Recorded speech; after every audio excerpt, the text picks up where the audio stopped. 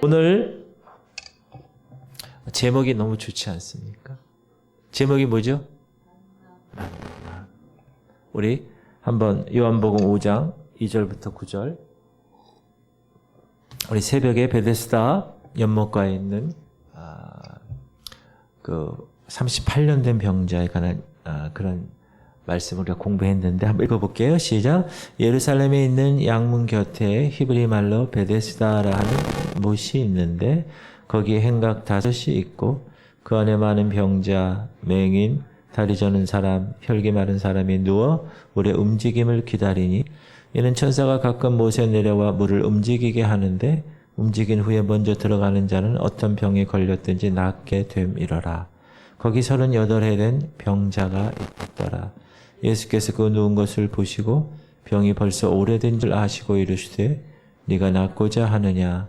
병자가 대답하되 주여, 물이 움직일 때에 나를 못에 넣어준 사람이 없어 내가 가는 동안에 다른 사람이 먼저 내려가나이다. 예수께서 이르시되 일어나 네 자리를 들고 걸어가라 하시니 그 사람이 곧 나와서 자리를 들고 걸어가니라. 이날은 안식일이니. 오늘 주신 요한복음 5장 이 말씀, 38년 된 중풍으로 자리에 누워있는 식물 인간처럼 살아온 한 병자, 우리가 바라보게 되는데, 예수님은 베데스다 연못가에 이 병자를 친히 찾아오셨습니다. 여러분, 이 절망 중에 38년, 38년이면 얼마나 오래된 기간일까요? 그런 절망 가운데 있었던 이 중풍병자가 주님과의 만남을 통해서 그의 중풍병 고침받고 병에서 일어나 새로운 삶을 살게 되었다. 만약 그날 예수 그리스도가 그곳에 가지 않고 이 38년 된 병자가 예수님을 만나지 않았다라면 아마 그의 인생은 계속해서 똑같은 식물인간, 영원한 식물인간으로 불행한 생애를 마쳤을 것입니다. 그런데 이 여인이 예수님을 만난 거예요. 그리고 자기의 삶이 완전히 변화되는 놀라운 축복이 그녀에게 있었다. 할렐루야. 이 말씀만 들어도 얼마나 가슴이 막 감동이 되는지. 자, 첫 번째 만남. 사랑하는 성도님들, 우리의 삶은 누군가 만남으로부터 시작됩니다. 자, 우리가 세상에 태어날 때 제일 먼저 누구를 만납니까? 누구를 만나서 우리의 삶이 시작되죠? 말할 것도 없이 부모님과의 만남에서입니다. 그러면 나와 부모님과의 만남이 우연한 일이냐 아니면 필연적인 일이냐를 질문할 수가 있습니다. 만약에 우연한 일이라면 나는 세상에 태어나지 않을 수도 있는 존재였을 수 있고, 만약에 필연적인 만남이라면 지금 내가 살아가고 있는 내 인생에 어떤 필연적인 이유가 있었을 것이다 라는 사실입니다. 자, 우리가 아브라함이라는 위대한 인물을 잘 아는데, 이 사람은 갈대아 우르라는 곳에서 부르심을 받죠. 그래서 이스라엘의 조상으로 하나님이 삼으시고 특별히 믿음으로 얻는 의의 주인공, 믿음의 조상으로 세우셨습니다. 우리는 아브라함의 생애를 창세기를 통해서 공부하면서 결코 그가 우연히 세상에 태어난 것이 아니라는 사실을 알 수가 있습니다. 우리가 주일에 창세기를 공부하는데 창세기 3장에서 범죄하잖아요, 아담이. 그래서 메시아의 언약을 주실 때 첫 번째 뱀을 저주하시면서 이렇게 선언하셨죠. 우리가 공부한 내용이에요. 시작. 내가 너로 여자와 원수가 되게 하고 네 후손도 여자의 후손과 원수가 되게 하리니 여자의 후손은 네 머리를 상하게 할 것이요 너는 그의 발꿈치를 상하게 할 것이니라 하시고, 여기서 말씀하신 여자의 후손은 누구죠? 예수 그리스도. 그런데 하나님은 아브라함의 자손을 통해서 예수 그리스도, 여자의 후손으로 보내실 예수 그리스도를 약속하셨어요. 놀랍지 않습니까? 자, 마태복음 1장 1절 시작. 아브라함과 다윗의 자손 예수 그리스도의 계보라, 족보라. 그렇다면 아브라함은 자, 이미 창세기 3장에서 뱀에게 저주했던 그 내용 중에 여자의 후손을 말씀하실 때 이미 아브라함 자손으로 그 여자의 후손을 세상에 보내실 계획을 하나님은 이미 하셨고 그 계획에 따라 아브라함을 데라의 아들로 세상에 태어나게 하신 것입니다. 또 그에게 아들을 준다고 약속했을 때 75세 때 무려 25년간 100살까지 약속하셨던 그 이삭도 이미 아브라함이 이 세상에 태어나기 이전부터 아브라함의 아들로 태어날 것을 하나님이 계획해 놓으셨던 것입니다. 목사님 그것을 어떻게 알 수 있습니까? 자, 창세기 17장에 보면 아들이 없어서 낙심하는 이 아브라함에게 하나님이 이렇게 말씀하시죠. 시작. 하나님이 이르시되 아니라 네 아내 사라가 네게 아들을 낳으리니 너는 그 이름을 이삭이라 하라. 내가 그와 내 언약을 세우리니 그의 후손에게 영원한 언약이 되리라. 애가 없으니까. 아니 우리 집에서 길러온 저 엘리에셀입니까? 아니라는 거예요. 네 아내 사라에게 아들을 낳을 것이야. 독자 이삭이라고 그러잖아요. 여러분 이미 아브라함에게는 아들이 있어요. 이스마엘. 그러나 성경은 독자 이삭이라고 하라고. 무슨 말이죠? 사라에게서 난 사람을 하나님이 아브라함의 아들로 인정한다는 것입니다. 그래서 아브라함을 통해서 이삭을 통해서 또 그 아들과 아들들을 통해서 이제 예수 그리스도 여자의 후손 사단의 뱀의 머리를 상하게 하고 그의 발꿈치를 상하게 할 그 메시아를 탄생할 계획을 이미 갖고 계셨다라는 것입니다. 자, 이렇게 그리스도 안에 있는 모든 사람들, 저와 여러분을 포함해서 그렇죠? 아브라함과 같이 이삭과 같이 야곱과 같이 다윗과 같이 하나님께서 그 지정된 부모를 통해서 이 세상에 태어나게 하신 사람들입니다. 저도 그렇고 여러분도 그래요. 그래서 우리의 태어남은 아브라함처럼 이삭처럼 야곱처럼 다윗처럼 약속에 의한 복된 태어남이고 우연한 태어남이 아니라 필연적인 태어남이라는 것을 꼭 기억하셔야 됩니다. 나는 그냥 우리 엄마 아빠가 그냥 우연히 결혼해서 그냥 내가 태어났지 아니라는 거예요. 제가 예전에 그 미국의 어느 분 간증을 들었어요. 복음 전도자고 아주 훌륭한 목사님인데 간증을 하는 거예요. 자기 엄마와 아버지에 대해서. 이름도 모르는 아버지가 자기 엄마를 강간했대요. 자기가 태어났다는 거예요. 그런데 그것이 하나님의 계획이었다는 걸 나중에 알게 됐다는 거예요. 이 사람이. 그래서 그 은혜에 감격해서 주의 종의 길을 걷게 했는데 여러분 어떤 사람이 자기 엄마를 강간해도 자기가 나왔어요. 그걸 하나님의 필연적인 태어남이라고 인정할 수 있을까요? 그거는 하나님의 은혜를 깨닫지 못한 사람은 절대로 그렇게 할 수가 없는 그런 일입니다. 여러분과 저도 아브라함과 이삭과 야곱과 다윗처럼 하나님의 계획하에 약속에 의한 복된 태어남의 주인공이라는 사실을 여러분 꼭 기억하셔야 돼요. 여러분 자녀들에게도 그걸 꼭 알려주셔야 됩니다. 그냥 엄마 아빠가 결혼해서 너 둘 낳았어 이게 아니라 하나님이 다 계획하셔서 너를 우리 집안에 첫째 아들로 둘째 아들로 태어나게 하셨단다. 이걸 꼭 말을 해줘야 됩니다. 그러므로 나를 세상에 태어나게 하신 내 부모님은 참으로 내게는 다시 없는 소중한 분이시죠. 그래서 나와 부모님과의 만남은 나의 인생에 있어서 놀라운 축복이 아닐 수 없어요. 이게 너무나 귀한 일이에요. 그리스도 예수 안에서.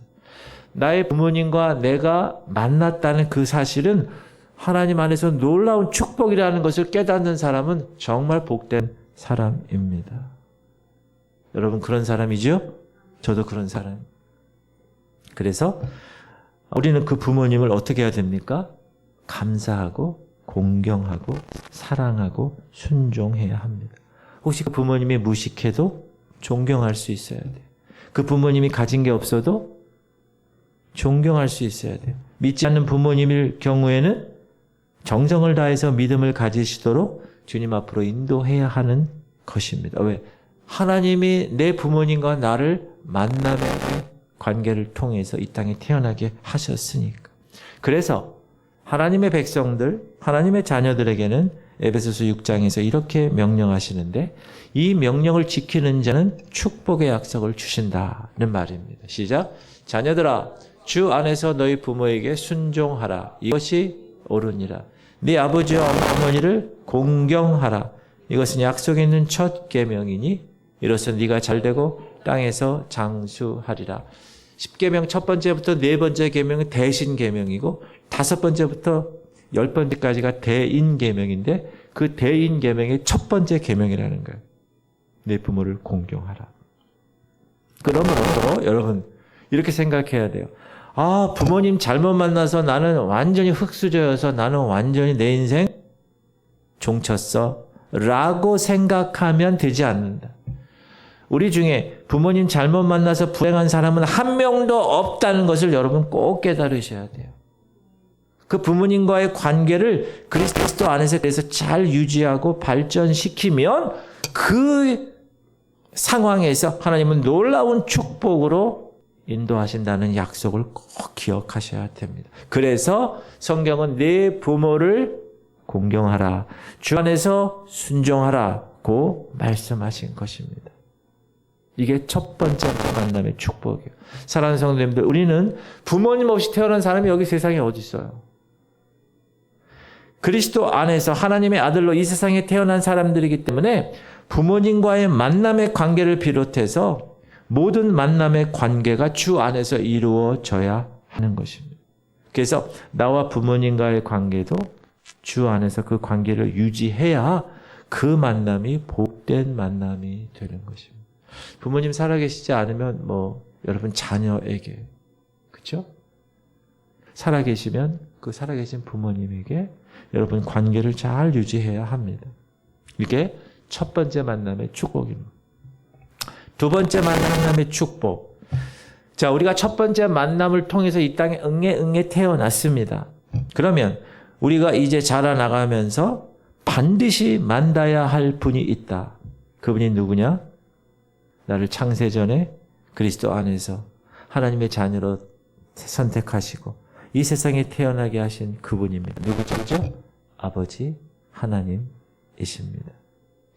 이 세상에 부모님으로 첫 번째 만남으로 태어난 모든 사람들이 이 세상 살면서 이분과 만남이 되지 못하면 가장 불행한 생애를 살아가는 사람이 되는 것입니다.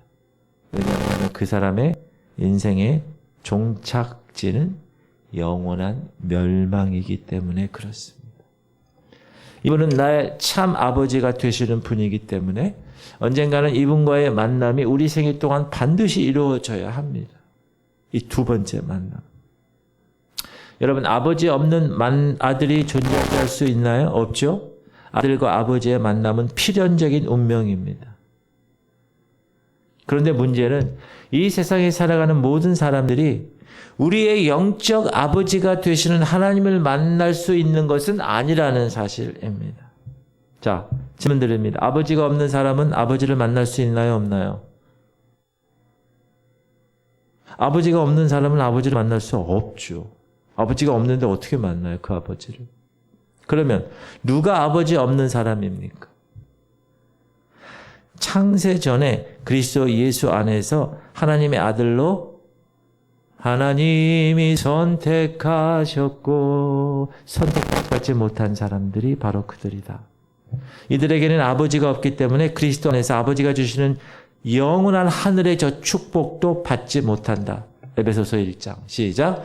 찬송하리로다 하나님 곧 우리 주 예수 그리스도의 아버지께서 그리스도 안에서 하늘에 속한 모든 신령한 복을 우리에게 주시되 곧 창세 전에 그리스도 안에서 우리를 택하사 우리로 사랑 안에서 그 앞에 거룩하고 흠이 없게 하시려고 그 기쁘신 뜻대로 우리를 예정하사 예수 그리스도로 말미암아 자기의 아들들이 되게 하셨으니 이는 그가 사랑하시는 자 안에서 우리에게 거저 주시는 바 그의 은혜의 영광을 찬송하게 하려는 것이다.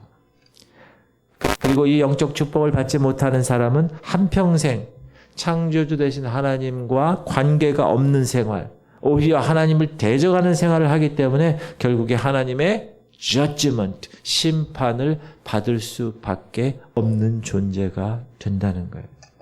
그러면 우리가 언제 우리 아버지이신 하나님을 만날 수 있습니까? 이게 이제 핵심이에요. 이게 제일 중요한 거예요. 우리가 외운 말씀 시작. 영접하는 자, 곧 그 이름을 믿는 자들에게는 하나님의 자녀가 되는 권세를 주셨으니 이는 혈통으로나 육종으로나 사람의 뜻으로 나지 아니하고 오직 하나님께로부터 난 자들이니라. 우리는 모두 그리스도 예수 안에서 바로 그 예수 그리스도를 영접할 때 이런 하나님의 자녀된 위대한 권세를 받게 되는 것입니다. 언제 우리 아버지인 하나님을 만날 수 있다고요? 예수 그리스도를 영접할 때. 그때 우리는 정말로 하나님이 우리의 아버지로, 나는 하나님의 아들로 새롭게 태어나게 되고 하나님과의 이제 만남, 실제적인 만남이 이때부터 시작이 된다는 사실입니다. 자, 우리가 하나님과 만남이 되기 이전에는 어떤 존재였냐면 모두 잃은 양들이었습니다. 근데 하나님께서 잃은 양인 나를 찾기 위해서, 잃은 양인 여러분을 찾기 위해서 예수 그리스도를 목자로 이 세상에 보내주셨습니다. 그래서 하나님의 잃은 양들인 우리는 복음으로 부르는 그 목자의 음성을 듣고 울타리 안으로 들어가는 양이 된 것입니다. 시작. 내 양은 내 음성을 들으며 나는 그들을 알며 그들은 나를 따르느니라. 내가 그들에게 영생을 주노니 영원히 멸망하지 아니할 것이요 또 그들을 내 손에서 빼앗을 자가 없느니라. 여러분, 예수 그리스도의 목자 되신 그분의 양이세요? 그러면 그 목자의 음성을 듣고 계십니까? 정말 듣고 계세요? 그러면 여러분은 두 번째 만남의 성공자가 된 사람입니다.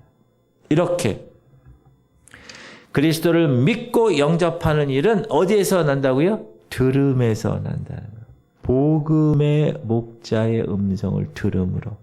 그리고 그 들음은 그리스도의 말씀에서 얻는 것이라고 로마서는 이야기합니다. 시작. 그러므로 믿음은 들음에서 나며 들음은 그리스도의 말씀으로 말미암았느냐. 예수님은 그의 말씀으로 그의 양무리들을 부르시고 그의 양들은 이 음성을 듣고 예수를 믿게 되고 그 믿음을 통해서만 우리는 하나님의 아들로 거듭 이 세상에 태어나고 하나님과의 만남이 이제 이루어지게 된 것입니다. 여러분이 그 주인공이라는 거예요. 그러니까 얼마나 기뻐요. 이 세상을 창조하시고 지금도 섭리하시는 엄청난 그분의 상속자가 됐다는 사실. 얼마나 감사한 일인가. 시작. 믿음은 모든 사람들의 것이 아니니라. 여러분, 아무나 이 믿음이 주어지는 게 아니라는 거예요. 하나님과 만남이 된 사람들만이 말할 수 없는 축복의 주인공으로 살아갈 수가 있다. 그리고 이런 사람들만이 하나님의 자녀가 되어 하나님의 자녀된 권세, 뭐죠? 상속자. 하늘의 영적인 모든 축복을 다 누릴 수 있는 하나님의 자녀들의 권세를 가지게 된 것입니다. 그러므로 우리 생애는 하나님을 만나는 이때부터 활짝 열리는 것입니다. 하나님을 나의 아버지로 내가 하나님 아들로서의 좋은 관계를 유지하고 발전만 잘 시키면 모든 것을 그리스도 안에서 받을 수 있는 길이 새롭게 열려지게 되는 것입니다. 의롭지 않은데 의롭다 칭해 주신 구원의 문이 열린 것입니다. 그리고 성화의 과정을 이제 걷게 하신 것입니다. 그래서 여러분이 축복의 주인공이 되려면 먼저 아버지 되시는 하나님과 올바른 가족 관계를 가져야 합니다. 우리가 첫 번째 부모님과의 올바른 관계를 가져야 되는 것처럼 두 번째 축복, 두 번째 만남은 누구라고요? 아버지 하나님과 올바른 가족 관계를 맺어야 합니다. 우리가 우리 가정에서 부모님을 공경할 때 약속 주신 무슨 약속? 이 세상에서 누릴 축복을 주실 거라고 주님이 말씀하신 그 약속처럼 우리가 나를 그리스도 안에서 선택하시고 그의 아들로 택하여서 믿음으로 거듭나게 하시고 당신의 자녀로 삼으신 그 하나님 아버지를 사랑하고 그분을 공경하는 생활을 하게 되면 그 자녀들에게 주어지는 그 자녀들이 이 세상에서 누릴 수 있는 모든 축복을 차고 넘치게 채워줄 것이라고 하나님은 약속하셨다는 것입니다. 우리가 육적 부모님과의 만남의 관계가 주 안에서 순종해야 하는 것처럼 우리의 영적 아버지인 하나님의 만남의 관계도 주 안에서 순종하는 생활을 통해서 유지되고 발전되는 것입니다.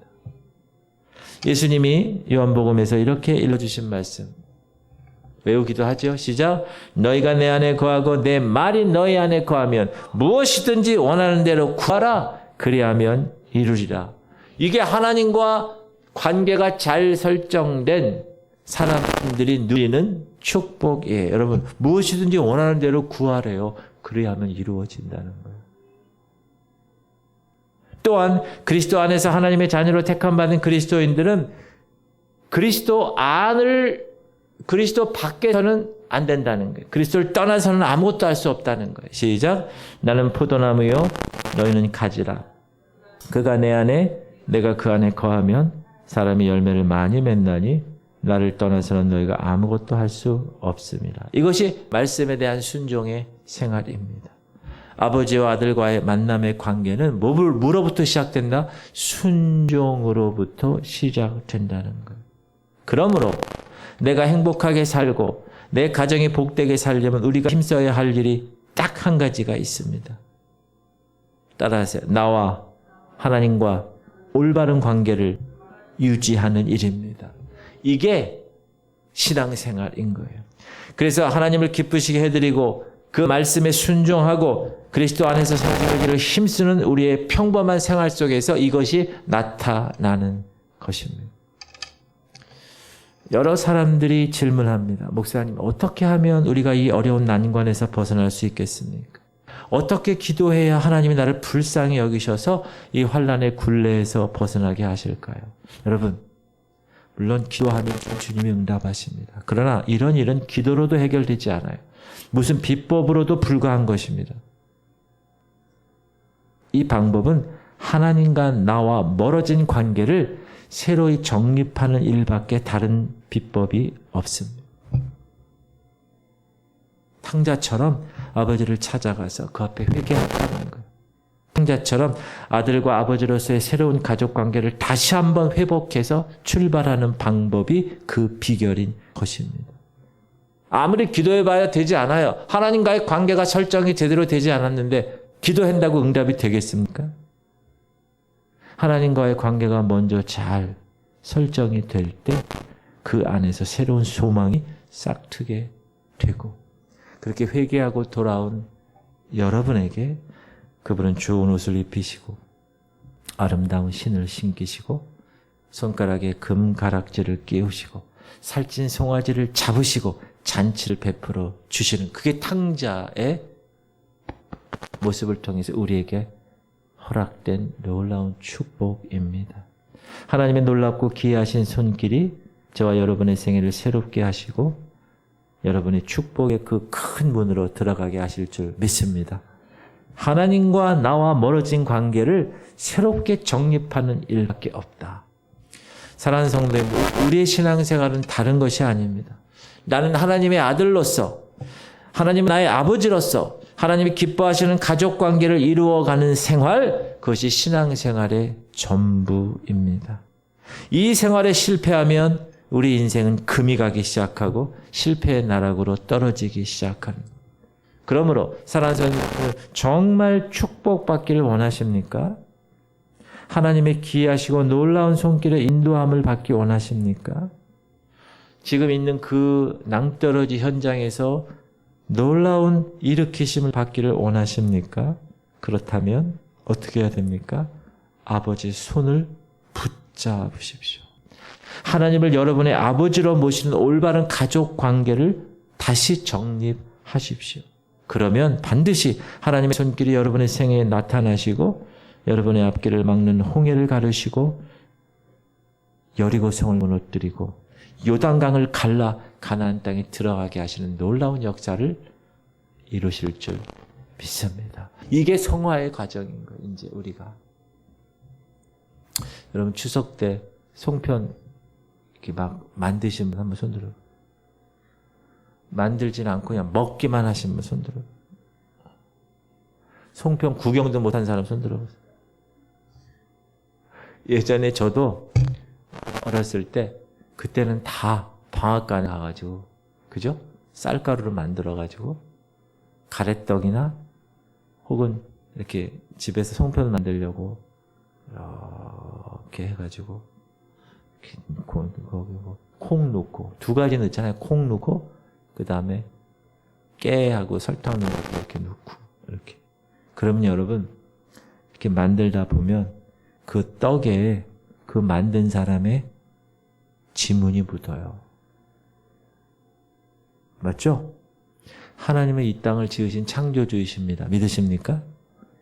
그럼 하나님이 이 땅을 이 모든 우주와 지구와 태양과 모든 걸 여러분을 통해 만드셨어요. 그러면 그 만드신 분의 하나님의 지문이 이 만드신 세계 가운데 있을까요? 없을까요? 있어요, 여러분. 그거를 찾는 작업이 뭔지 아세요? 그 신앙생활이에요. 우리에게 일반적으로 주어진 하나님의 지문이 뭐냐면 자연이에요. 자연. 자연을 통해서 하나님의 하나님됨을 드러내 보이시는 거예요. 그러니까 여러분이 자연을 볼 때 우와, 하나님이 이렇게 멋지시게 만드셨구나. 하나님 놀랍습니다. 어떤 사람이 하나님의 존재를 인정하지 않는 사람, 그런 사람 뭐라고 그래요? 무신론자라고 그래요.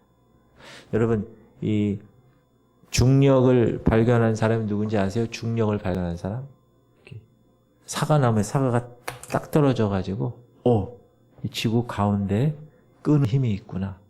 그 그래비티, 중력이 있구나. 그 중력을 발견한 사람이 뉴턴이라는 사람은 뉴턴. 들어보셨죠? 지금 들어봤죠, 뉴턴. 그 뉴턴이 과학자잖아요. 근데 친구 중에 무신론자가 있어요. 친구 중에. 그 뉴턴이 이렇게 얘기해. 야, 놀라운 걸 발견했어.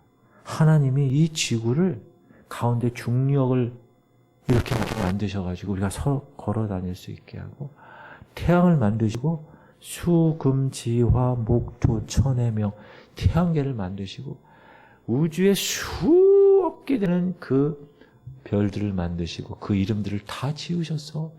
너무 놀랍지 않니 친구야? 그랬더니 친구가 말하냐, 야, 뻥까지 마라.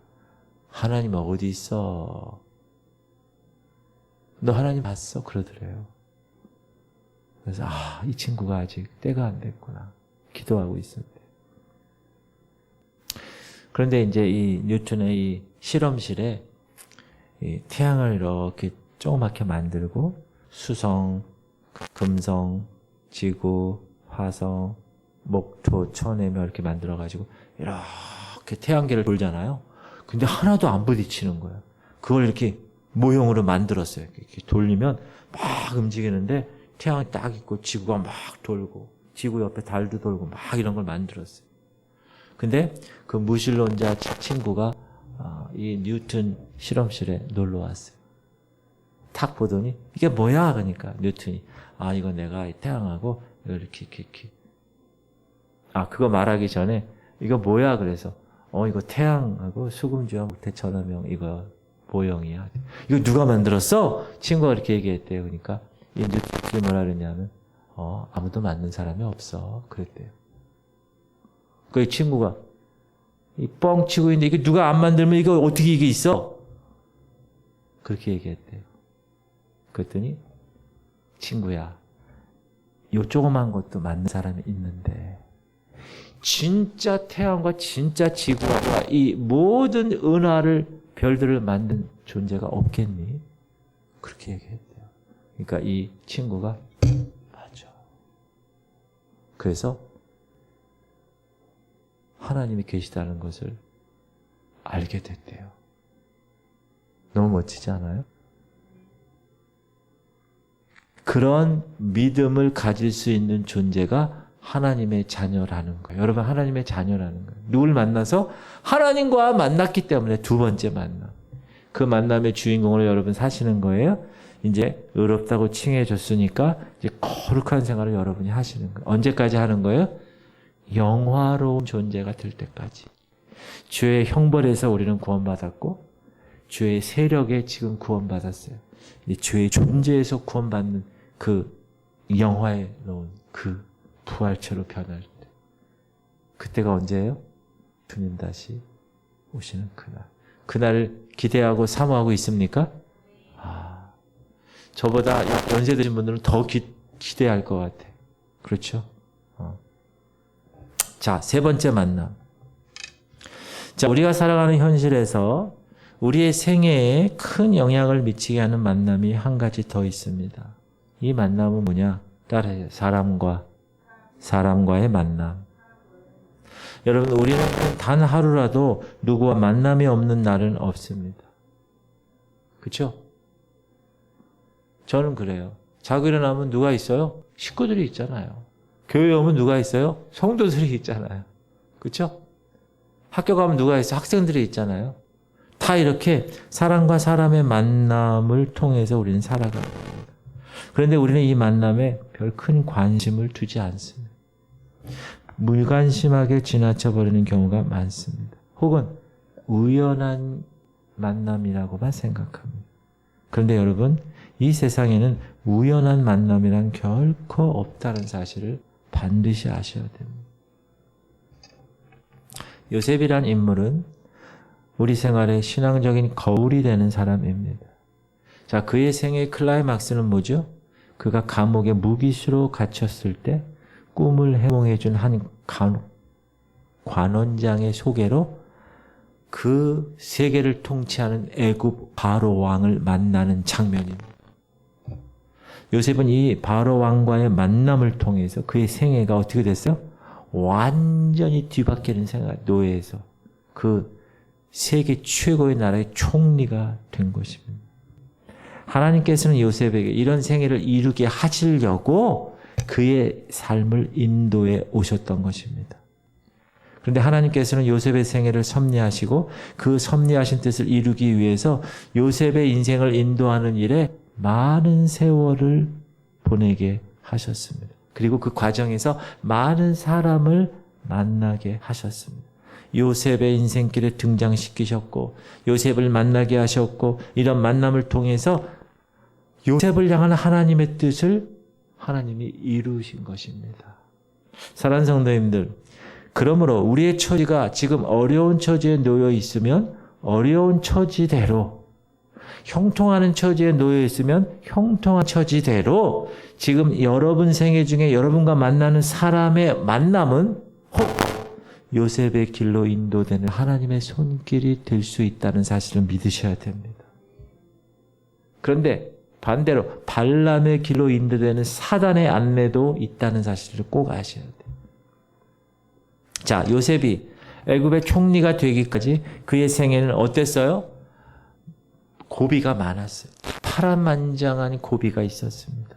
첫 번째, 자기 형들의 음모가 있었어요. 우물에 빠뜨려 죽이려고 했어요. 그 마른 우물에. 그런데 우물에서 건짐을 받죠. 이스마엘 장사꾼들에게 손에 넘겨져서 애굽에 팔려갑니다. 보디발 집에 노예로 팔려가죠. 그런 이 보디발 집에서 정착하는가 했더니 그의 아내의 유혹과 관계로 말미암아 강간 미수범으로 감옥에 갇히게 되죠. 그는 감옥 안에서 죄를 짓고 들어온 애굽의 높은 관리를 만나게 되고 그들의 꿈을 해몽해 주게 됩니다. 그리고 오랜 세월이 지나 꿈을 꾸고 해몽할 길이 없는 바로왕 앞에 서서 그 꿈을 해몽해 준 일로 인하여 그는 일약 애굽의 총리의 높은 자리에 오르게 된 것입니다. 자, 요셉이 형통하기까지 그의 생애에 만난 모든 사람들은 하나도 우연히 만난 사람이 없다는 거예요. 한치의 오차도 없이 모두가 요셉이 총리 자리에 오르기까지 그의 생애에 반드시 등장해야 할 필연적인 사람들의 만남이었다라는 거예요. 우리 만남은 우연이 아니야. 그 노사연이 부른 복음성가. 사랑하는 성도님들, 저와 여러분의 생애도 마찬가지입니다.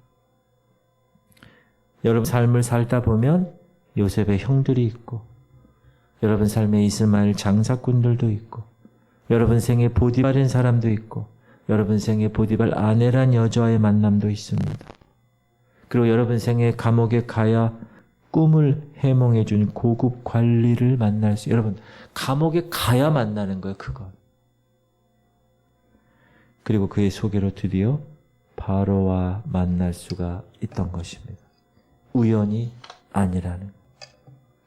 그러면 요셉은 그의 생애 중에 만난 사람과 어떤 관계를 가져? 이게 지금 가장 중요한 핵심입니다. 성경을 잘 읽어보면 요셉은 그 어떤 경우에도 어떤 곳에서 어떤 사람을 만나든지, 따라합시다, 하나님 앞에서의 삶 살았던 것이에요. 제가 여러분에게 되게 강조하는 게 하나님 앞에서의 삶을 살라는 거잖아요. 요셉이 그랬다. 그 누구를 만나든지. 요셉은 형들과 원만한 관계를 가졌습니다. 형들을 반갑게 대했고 형들에게 먹을 음식을 갖다 주었습니다. 우물을 빠뜨렸어요, 형들이. 그러나 형들을 저주하지 않았습니다. 형들을 원망하지 않았어요. 성경에 그런 기록 없어요. 보디발 집에 노예로 일했습니다. 그런데 그 집에 복을 내릴 수 있도록 열심히 일했습니다. 그의 아내의 유혹을 받을 때도 하나님을 두려워해서 도망쳤습니다. 그런데 그 여자의 행실을 남편에게 고자질하지 않았습니다. 감옥에서도 모범수로 성실하게 일했습니다. 죄수들 완전히 다 그런 사람들일 거 아니에요. 그런데도 죄수들에게 칭찬을 들을 수 있는 관계를 가졌습니다. 이런 대인관계의 원만함은 그의 길을 애굽 왕 바로의 보좌하기까지 안내하게 됐고, 그가 애굽의 총리의 자리까지 오르는 형통의 밑거름이 되었던 것입니다. 그러니까 제가 설교를 준비하면서 많은 깨달음이 있었어요. 여러 가지. 내가 부족했구나. 그때 송영교회에 있었을 때 내가 그분하고 그런 관계를 맺지 않았으면, 그런 생각도 들고,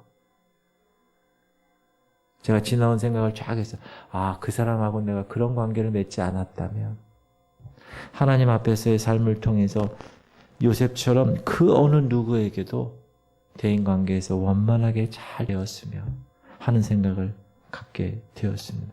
사랑하는 성도님들, 여러분은 여러분의 생애에 여러분과 만남이 되는 그 사람과의 만남을 소중히 여기실 수 있기를 주님의 이름으로 축복합니다.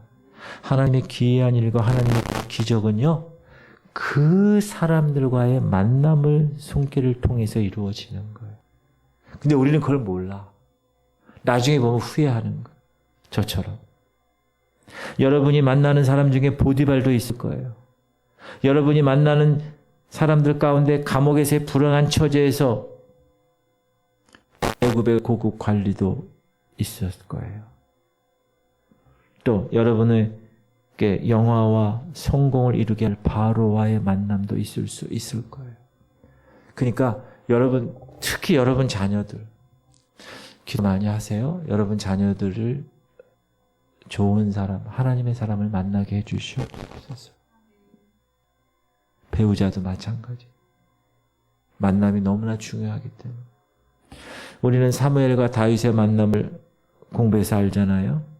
사무엘은 이스라엘 왕으로 기름 부음을 주라는 하나님의 명령에 따라 가는 거예요. 사무엘이 다윗을 알았을까요? 몰랐어요. 그냥 이새의 집에 간 거예요. 기름을 부으라고 그러는데 첫째도 아니고 둘째도 아니고, 나중에 저기 먼 곳에서 양을 치던 다윗이 급하게 부름받고 집에 왔을 때 초면이죠, 초면. 생면부지의 사무엘을 만난 거예요. 그리고 다윗은 사무엘의 손에 의해서 이스라엘 왕으로 기름 부음 받은 것입니다. 사무엘과 다윗의 만남은 왕으로 기름 부음 받는 놀라운 만남이었다는 거예요. 다윗에게는 우연이었을 것 같죠? 그러나 하나님 편에서는 필연적인 만남이었다는 거예요. 사랑하는 성도님들, 여러분의 생에 있어서 여러분의 영적 인도자로 세움받은 이 명정훈 목사와의 만남도 절대로 우연한 만남이 아닙니다. 지구촌 성결교회에서 이 명정훈 목사와 좋은 관계를 가지고 신앙생활을 이루시는 일은 여러분에게 있어서 하나님의 어떤 기이하고 놀라운 일들이 일어날 만남이 될는지 모르는 일입니다. 그러니까 여러분도 목사와의 관계를 잘 가지셔야 되고 저도 성도들과의 관계를 잘 가져야 됩니다. 왜? 모든 만남은 우연이 아니라는 거예요. 모든 만남은 헛되지 않는다는 사실이기 때문에 성경을 통해서 우리가 보고 있잖아요. 요셉을 통해서. 그래서 우리 생에 놀라운 결실을 맺는 필연적인 과정이 만남이라는 것을 꼭 명심하시고 이제 남은 2024년도 시간 이제 9월 20일이잖아요. 10월, 11월, 12월 여러분 몇 개월 안 남았어요. 이제 2024년도도. 우리 송구영신 예배 드리고 신년 예배 드린 게 엊그제 같은데 벌써 1년이 지나갔어. 이 무더위와 함께. 2024년도 남은 시간들 여러분 첫 번째 여러분의 가정에서 가족과의 만남의 관계를 아름답게 정립하십시오. 부모, 배우자, 자녀들. 그리고 두 번째 하나님과의 만남을 통해서 그리스도 안에서 누릴 복을 누리시길 바랍니다. 이게 가장 중요해요. 부모 잘못 만나고 배우자 잘못 만나고 자녀 잘못 만날 수도 있어요. 그러나 하나님을 잘못 만나면 이거 끝나는 거예요. 이거. 왜? 영원한 것에 연결되어 있기 때문에. 두 번째 만남 여러분 끝까지 그리스도 안에서 하나님과의 관계를 잘 유지하셔야 됩니다. 그게 신앙생활이라고 그랬어요. 세 번째 여러분 주변의 여러 사람들과의 바른 만남을 통해서 하나님의 선하신 뜻이 여러분에게 이루어질 수 있기를 주님의 이름으로 축복합니다. 그러니까 누구랑 만났는지 그 만남을 여러분 정말 소중하게 생각하셔야 돼요. 요셉처럼. 요셉이 여러분 그 미디안 상인에게 팔려갈 걸 알았을까요? 보디발 집에 노예로 갈 걸 알았을까? 몰랐어요. 아이 그냥 여기서 대충 여기 노예니까 대충 살아야지. 아니에요. 얼마나 성실하게 일했으면 보디발 장군이 자기 부인 빼고 모든 걸 다 맡겼었어요. 가정 총무로 신임 받은 거. 그런 감옥에 가서도요. 모든 죄인들에게 신임을 받았어요. 감옥 총무가 되었어요. 여러분이 어디에 있든지 이제 여러분 삶은 이제 다 거의 다 끝나셨잖아요. 이제 여러분 자녀들 삶.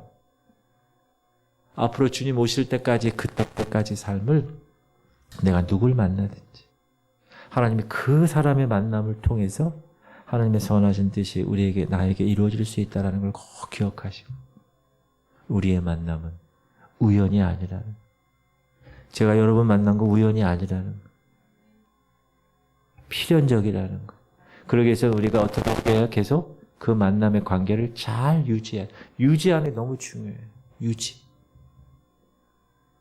그렇죠? 전 그렇게 생각해요. 그래서 첫 번째 부모님과의 만남은요. 우리가 어떻게 할 수가 없어요. 그러나 하나님과의 만남은 나의 의지적인 선택에 의해서 예수 그리스도를 영접하는 그 만남을 우리가 경험할 수 있고 세 번째 주변 사람들의 만남을 통해서 내가 어떻게 형통할 것인가는 내가 선택할 수 있는 거예요. 내가 관계를 어떻게 맺느냐에 따라서. 그러니까 여러분 그런 관계를 잘 맺으시길 바랍니다. 특별히 여러분 자녀들에게 저는 그런 기도를 많이 해요. 우리 두 아들 만남의 복을 주시옵소서. 좋은 사람 만나고 그렇죠? 영적인 사람 만나야지. 어디서 그냥 세상적인 사람 데리고 와가지고 결혼하겠습니다. 그러면 어떻게 해요? 안 되지. 그러니까 여러분 자녀를 위해서 계속 기도해 주세요. 만남의 축복이 있기를 기도해 주세요. 저는 우리 교회에서 여러분을 만나서 행복합니다. 여러분은 저를 만나서 행복합니까? 정말이에요? 그런 만남의 관계가 천국 가서 그리스도 심판대 앞에 섰을 때 제가 얘기 한번 했죠? 주님, 성도들이 나의 기쁨입니다. 주님께 주님이 허락하신 열매들을, 알곡들을 올려드립니다. 여러분 같이 가는 거예요. 여러분들도 저를 보면서 하나님께 저 목사님 때문에 내가 이렇게 알곡으로 비춰졌습니다. 저 목사님이 나의 기쁨이 됩니다. 여러분 그런 관계가 교회 목사와 성도의 관계예요. 서로 싸우고 서로 뭐 이상한 일 하고 막 요즘 뭐 뉴스에 뭐 이상한 것도 나오는데 그런 관계는 교회가 아니에요. 이 세 가지의 만남을 통해서 여러분 큰 형통의 삶을 사시기를 주님의 이름으로 축복합니다.